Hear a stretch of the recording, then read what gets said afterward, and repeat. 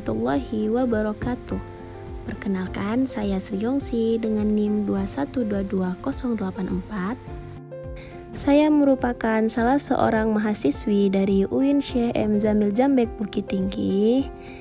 Kali ini kita akan membahas tentang materi pembelajaran akidah akhlak dengan dosen pengampu Bu Putih Andam Dewi. Nah, kali ini kita akan membahas tentang materi sifat dan perilaku terpuji, di mana pada materi ini kita akan membahas 3 poin, yaitu yang pertama hikmah, yang kedua ifah, dan yang ketiga yaitu saja'ah. Oke baik, mari kita bahas yang pertama hikmah. Hikmah berasal dari kata bahasa Arab hikmah yang berarti kebijaksanaan atau pengetahuan yang mendalam.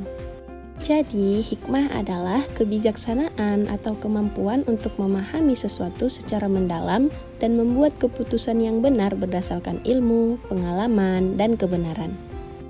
Nah, selanjutnya kita akan mengetahui bagaimana contoh penerapan hikmah. Yang pertama yaitu menyelesaikan masalah dengan musyawarah. Contohnya dalam keluarga, jika ada perbedaan pendapat, orang tua mengajak diskusi untuk menemukan solusi bersama. Kemudian yang kedua, menghadapi orang marah dengan kelembutan dan sabar. Contoh sikap hikmah kita pada saat di situasi ini adalah dengan tidak terpancing emosi. Karena dengan kelembutan dan kesabaran, situasi dapat mereda sehingga pembicaraan menjadi lebih produktif. Yang ketiga yaitu menasihati anak muda dengan bahasa yang sesuai dengan zamannya. Maksudnya di sini dengan hikmah, nasihat disampaikan tanpa menggurui, melainkan dengan pendekatan yang kreatif dan menarik. Oke, lanjut kita bahas mengenai dampak hikmah dalam kehidupan. Yang pertama yaitu membantu menyelesaikan masalah secara efektif. Contohnya, seorang pemimpin memutuskan konflik antar anggota tim dengan mencari akar permasalahan dan membuat solusi yang menguntungkan semua pihak. Kemudian dampak yang kedua yaitu menumbuhkan kepercayaan orang lain.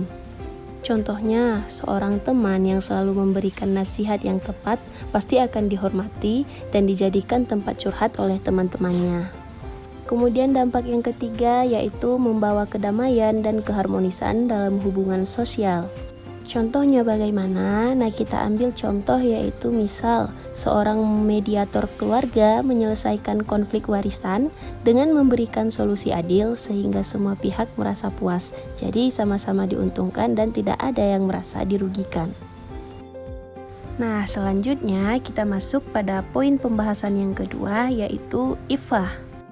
Ifah berasal dari kata bahasa Arab yakni iffah yang berarti kesucian dan kehormatan diri. Jadi, ifah adalah menjaga kehormatan diri baik dalam hal moral, perilaku, maupun tindakan sesuai dengan syariat Islam. Jadi, ifah melibatkan sikap menjaga diri dari godaan hawa nafsu, termasuk menjaga pandangan, ucapan, dan tindakan dari hal-hal yang tercela. Lanjut, kita masuk pada contoh penerapan dari ifah. Yang pertama, menjaga aurat sesuai syariat. Contohnya, seorang wanita muslim mengenakan pakaian longgar dan berhijab saat berada di luar rumah atau di hadapan non-mahram. Yang kedua, menahan diri dari ucapan kotor atau fitnah.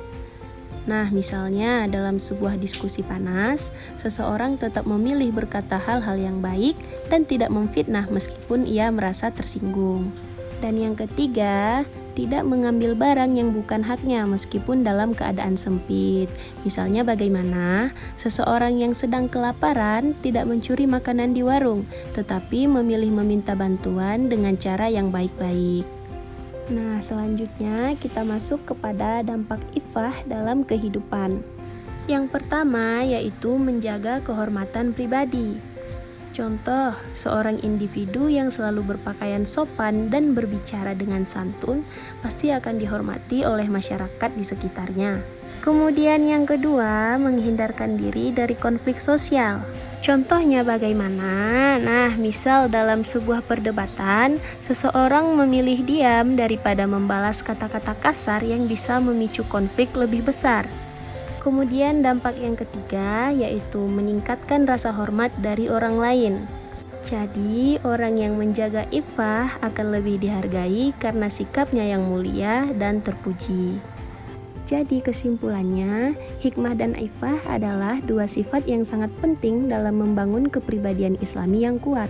Karena dengan memahami penerapan dan dampaknya, seseorang dapat lebih mudah mengamalkan sifat-sifat ini dalam kehidupan sehari-hari. Demikian pembahasan kita pada kali ini. Kurang dan lebihnya saya mohon maaf. Assalamualaikum warahmatullahi wabarakatuh.